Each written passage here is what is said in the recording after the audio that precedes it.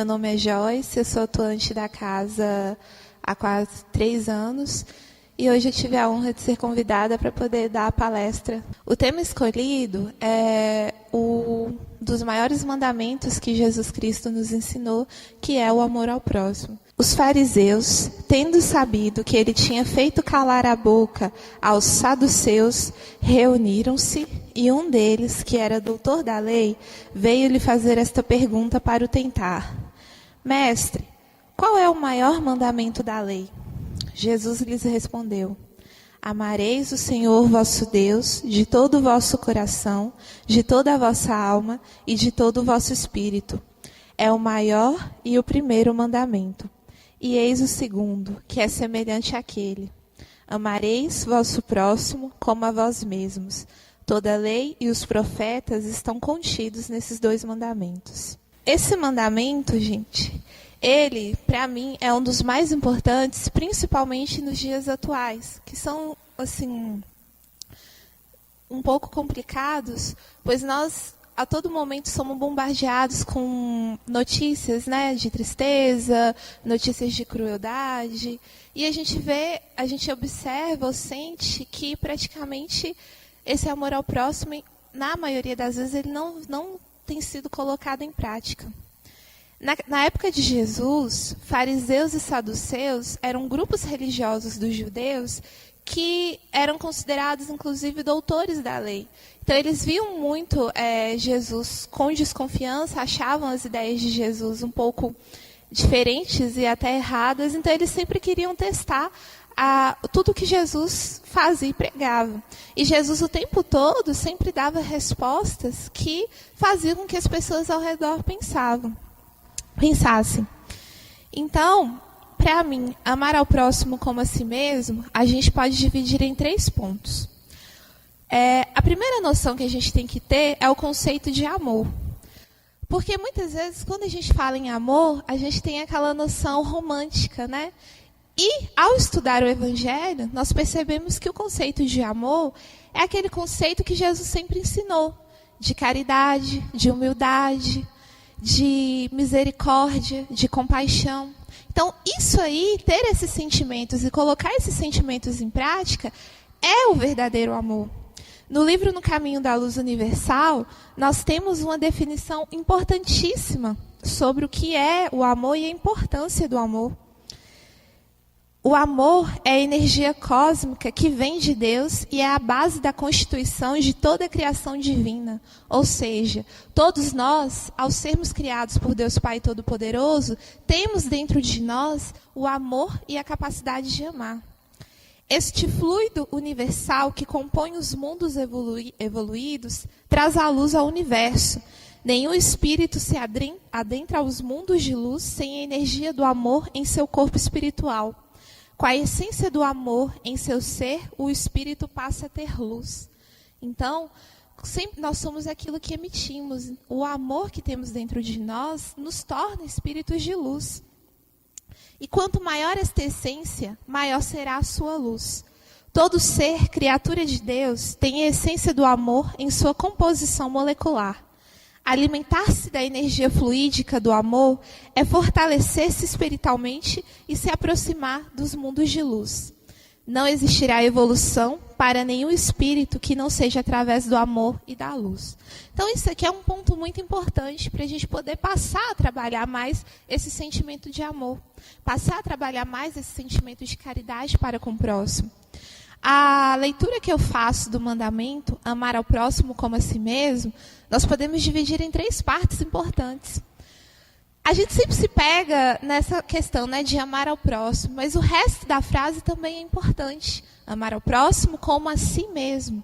Ou seja, antes de você praticar o amor com o próximo, você tem que praticar o amor com você mesmo. É o que a gente chama de amor próprio. Então, para a gente poder praticar esse que é um dos maiores mandamentos de Jesus Cristo, a gente tem que, primeiramente, praticar esse amor dentro da gente. Atualmente, eu leio várias reportagens que falam que o mal do século chama-se a depressão. Exatamente porque as pessoas sentem uma melancolia, uma tristeza tão grande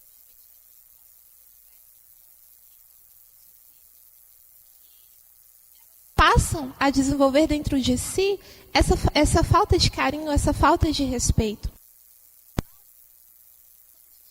Praticar o amor pela gente, como que nós vamos poder praticar o amor pela outra pessoa? Eu estava assistindo uma palestra que falava era uma palestra do Padre Fábio, e ele era questionado sobre o que seria o amor próprio. E aí, a pessoa que o questionou perguntou assim: o amor próprio é o amor que está em mim ou o amor que eu tenho por mim? E aí é interessante a gente analisar que o amor que está... A gente já nasce com esse amor, então a gente já tem um amor dentro da gente. Mas se eu não desenvolver esse amor dentro de mim, se eu não passar a praticar esse amor por mim, eu não consigo alcançar ele. Então, a partir do momento em que eu me deixo levar pela tristeza, eu fico numa situação de apatia, eu não aceito o carinho de outra pessoa, eu me considero menos do que outra pessoa, eu sempre vou ter dentro de mim esses sentimentos de tristeza, de melancolia, e nada me anima, você não está praticando aquilo que Jesus ensinou. Eu sei que para alguns vão pensar, isso são só palavras, é difícil quando a gente coloca em prática, é difícil quando eu tenho um sentimento ali de tristeza, é difícil vencer. Mas eu digo a vocês no seguinte sentido: se você não se ama, se você não se cuida, por que outra pessoa iria fazer isso por você? Então, a gente tem que ter em mente que praticar o amor por si mesmo é também encontrar a Deus. Um dos motivos maiores das causas de depressão e melancolia que a gente tem hoje em dia é exatamente essa ausência de Deus, porque você sente falta de algo que você ainda não sabe, o que você não sabe ou pensa que não sabe, né? Porque nós sabemos que a tristeza é a ausência de Deus dentro de nós. E não é porque Deus nos abandonou, não. É porque nós esquecemos de que Ele está conosco sempre.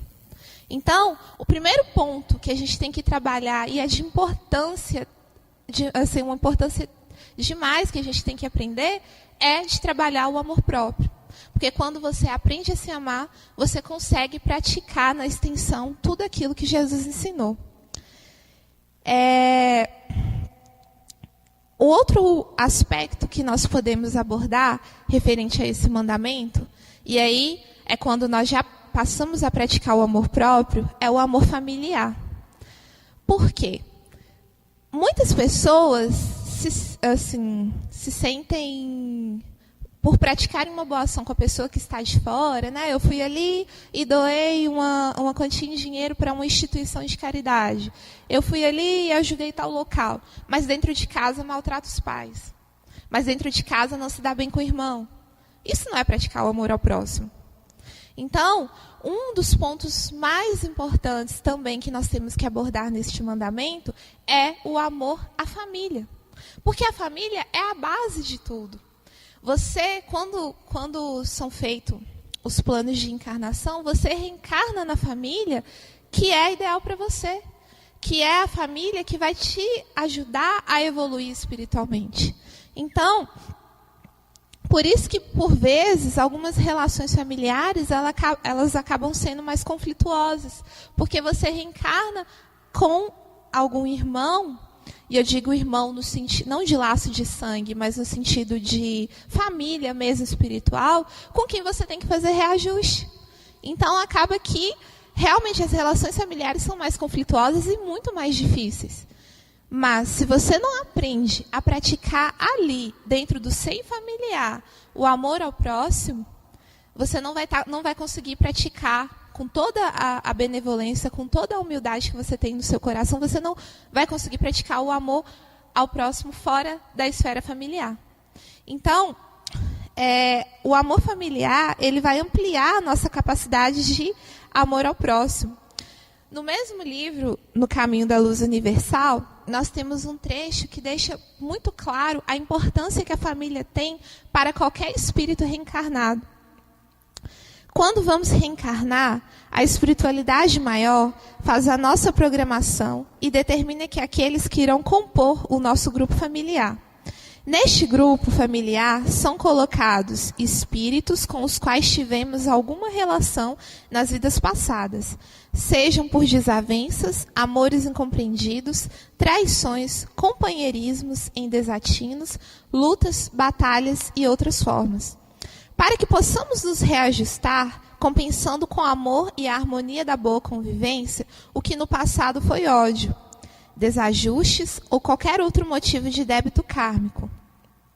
Há ainda aqueles que vêm para nos dar suportes para que possamos vencer em nossa reencarnação, servindo-nos como ponto de equilíbrio e apoio para que possamos desviar dos caminhos obscuros, das vicissitudes terrenas e evoluirmos. Então, esse trecho do livro aborda um aspecto muito importante, que é na família que você aprende a capacidade maior de amar, que você aprende a capacidade maior de estar superando e evoluindo. Porque se dentro do seio familiar você consegue superar as desavenças, os ódios e os rancores, você está pronto para poder aceitar e para poder praticar o amor ao próximo. Um aspecto abordado também no Evangelho, no capítulo 14, que fala do 4º mandamento, que é honrar o vosso pai e a vossa mãe, é um capítulo importantíssimo, porque os pais, quando eles recebem, a missão de estar ali cuidando de um espírito que vem reencarnar, que é uma missão belíssima, eles têm que ter dentro de si, e têm que desenvolver também, essa capacidade de abnegação, de abrir mão, ou melhor, eles aprendem isso, de abrir mão do próprio prazer, das próprias vontades para aquela pessoa que está ali reencarnando e que depende de você. Então, por isso que o amor familiar ele é tão importante. E todos nós, como filhos, também devemos praticar isso, porque os nossos pais cuidam de nós quando necessitamos e lá na frente nós iremos cuidar deles também, porque eles vão necessitar, porque a vida é um ciclo. Da mesma forma que somos cuidados hoje, lá na frente teremos que cuidar daqueles que fizeram tanto por nós.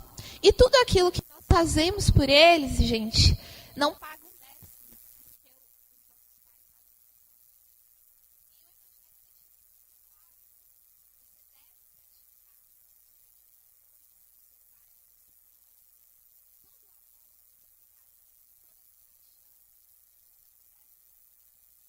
É algo que a gente vê muito faltando nos dias de hoje. Eu sou professora e eu observo muito que, por vezes, alguns alunos, eles não desenvolvem certas atitudes de respeito e de amor ao próximo, porque lá na família deles isso não é praticado. Então, olha só a importância que tanto os pais quanto os filhos têm de estar praticando e ensinando o amor, o carinho e o respeito. Por isso que a gente fala, esse mandamento, ele é importante, você pode analisar dessa forma. Você tem que ter o amor próprio e você tem que ter o amor familiar. A partir do momento em que as famílias elas se tornam mais unidas, elas vencem os rancores, elas vencem as desavenças, nós vemos que há uma certa evolução ali. A evolução espiritual que todos nós que estamos aqui encarnados necessitamos de ter. Então, a partir de hoje, ao chegar em casa, nós temos que ter essa consciência de estar praticando tudo isso que foi aprendido. E o terceiro aspecto que podemos abordar, que é a lei universal, que todos nós entendemos, é praticar o amor ao próximo. E tem uma frase muito bonita que eu ouvi, que fala o seguinte: você pode medir o seu amor por Deus demonstrando o seu amor pelos outros. E é exatamente isso.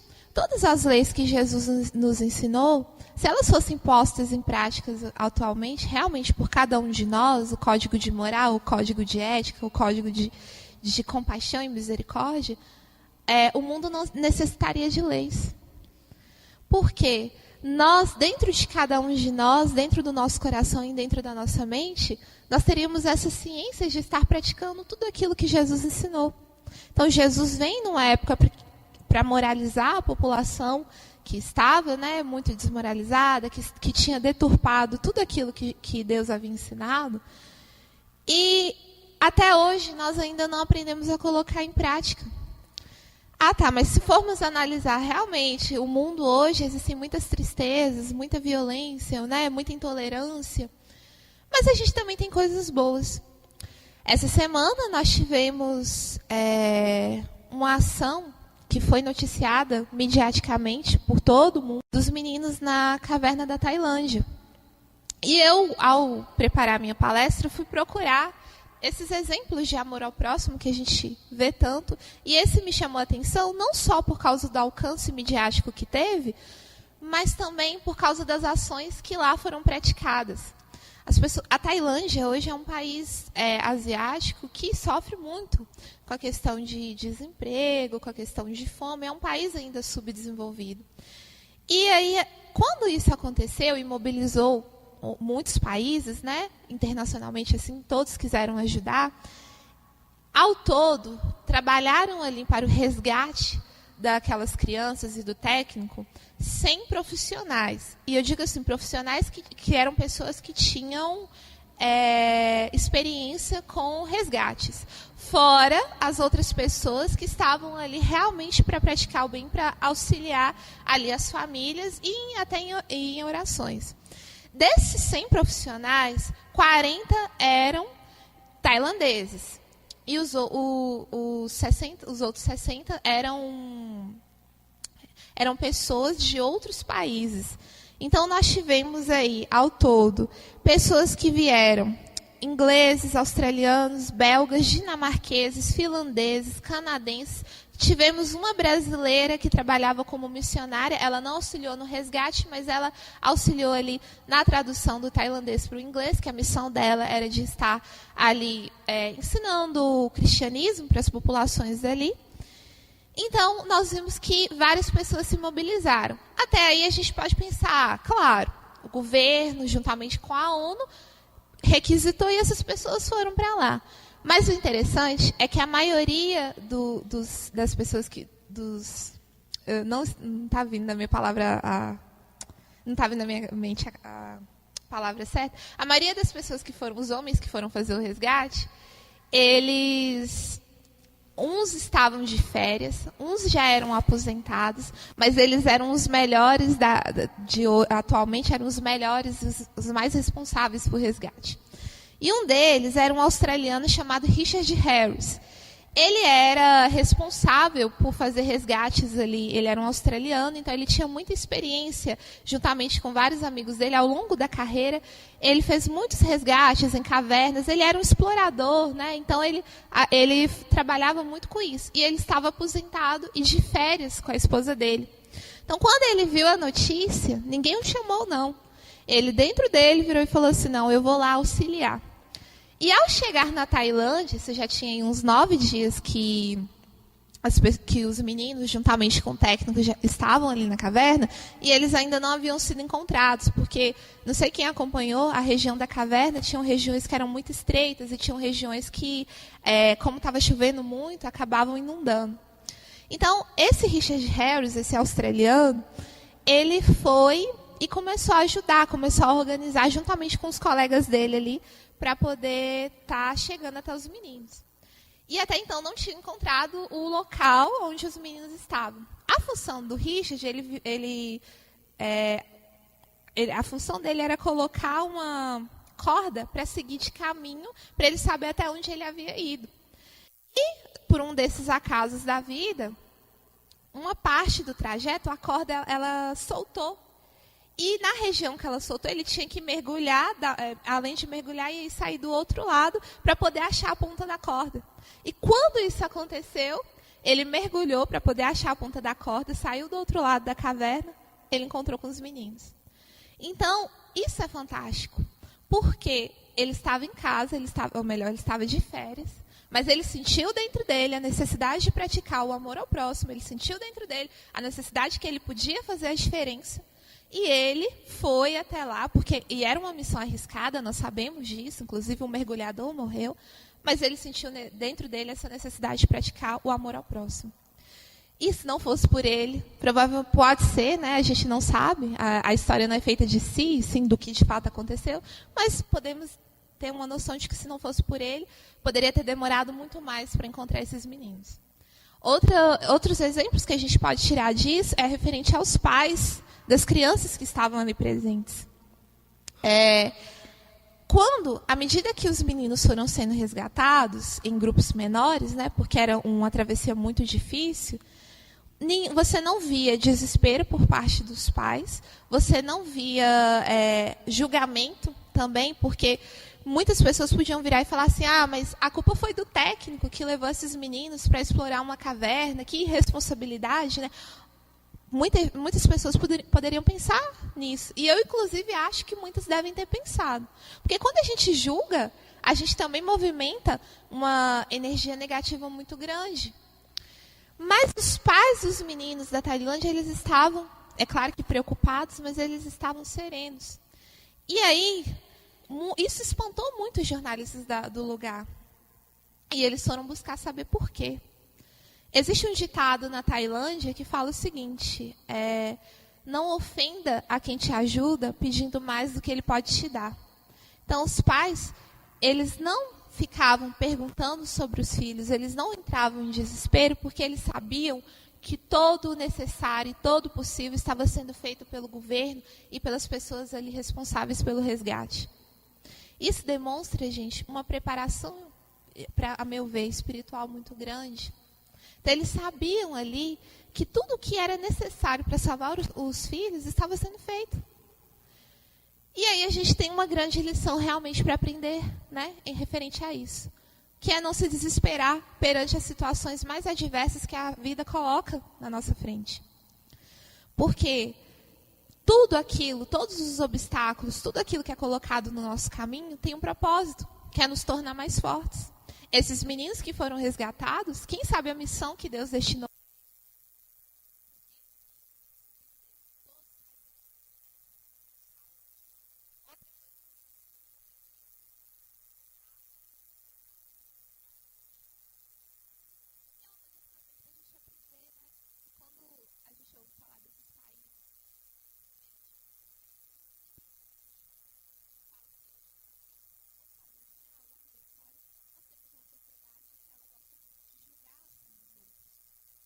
A gente tem que aprender exatamente com esse exemplo. É claro que esse exemplo é um exemplo grande, internacional, mas a gente também pode aprender com pequenos exemplos. Na nossa sociedade mesmo existe. Existem pessoas que se dispõem a organizar bazar, a organizar certos eventos de caridade para ajudar o próximo. Mas eu não tenho condições materiais de estar fazendo isso. Quer dizer que eu não posso praticar o amor ao próximo? Não. Você pode praticar o amor ao próximo com aquele amigo que vai na sua casa pedindo para desabafar uma certa situação. Porque muitas vezes, quando chega alguma pessoa na nossa casa, a gente, com a vida corrida, né? Você chega em casa, trabalha o dia inteiro, estuda, aí chega em casa à noite, você quer descansar. Aí chega um amigo que está precisando de você, aí você fala, não posso. Aí você inventa 1000 desculpas para não estar auxiliando aquele amigo porque você está cansado. E aí, aquele poderia ser um momento que você pode ajudar seu amigo evitando que ele entre numa depressão. Evitando que ele tome decisões erradas. Não que você vá dizer para o seu amigo o que ele tem ou não que fazer, não é isso. Mas só de ouvir ali, você pode estar praticando o bem, praticando o amor ao próximo, auxiliando esse amigo. Então, o que a gente pode entender e o que fica de mensagem? Que o maior mandamento de Jesus, um dos maiores, né, que ao longo de toda a vida a gente pode aprender muito, é claro, todas as mensagens que Jesus nos deixou, e que faz mais de 2018 anos que ele deixou essas mensagens e a gente ainda não aprendeu a praticar o básico, mas estamos no caminho, né? Mesmo assim que tropeçando, muitos de nós praticamos isso. Então, a mensagem que nós podemos tirar e que fica é que amar ao próximo como a si mesmo é, primeiro, se amar, Aprender, lembrando que o se amar não é o egoísmo, tá, gente? Não é se achar também o melhor de todos. É o se amar, é se cuidar, é ter esse carinho com você, é não frequentar os locais que você sabe que não vão te fazer bem, é não se deixar influenciar pelo negativo. É sempre ter em consideração que se você está aqui encarnado, é porque Deus te amou tanto que te deu uma oportunidade de corrigir os seus erros.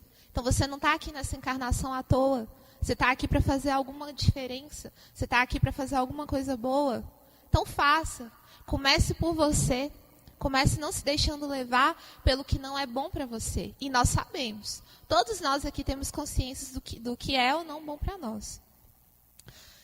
Fica também praticarmos a cada dia o amor familiar, é ter paciência, é ter compaixão, é ter misericórdia para aqueles que necessitam tanto de nós, para aqueles que fizeram tanto por nós. E sempre tenhamos em mente que aquilo que fazemos pelos nossos pais, principalmente eu falo pelos nossos pais, é o mínimo do que eles fizeram por nós. E por último, praticar o amor ao próximo. Quem é o próximo? Todo mundo. A humanidade toda. Todos somos criados como uma grande família. Então, praticar o amor ao próximo é ajudar todos aqueles que vão te buscar, que vão te procurar para poder auxiliar. Então, a gente ter em mente que o mundo não é uma ilha. É deixar de praticar a intolerância e o preconceito, que é algo que existe muito hoje. Nós estamos na era da intolerância. Então, a gente deixar de ter dentro de nós esses pré-julgamentos, essa sensação de que eu não vou conversar com fulano, porque fulano fez isso e isso da vida dele, ou fulano é de tal lugar, ou fulano o fulano não fez o que seria bom. É eu julgar. Quem é você para julgar, né? Se nem Jesus julgava, por que nós temos que ter esse julgamento dentro de nós? Até aprender a trabalhar e acabar com isso. É acabar com o preconceito. Porque o que gera briga, o que gera guerra, o que gera toda essa negatividade na Terra, é exatamente a falta de praticar o amor ao próximo. Então, que hoje nós possamos começar, nem que seja como um trabalho de formiguinha. Lembrando que todos somos uma grande família. Muito obrigada.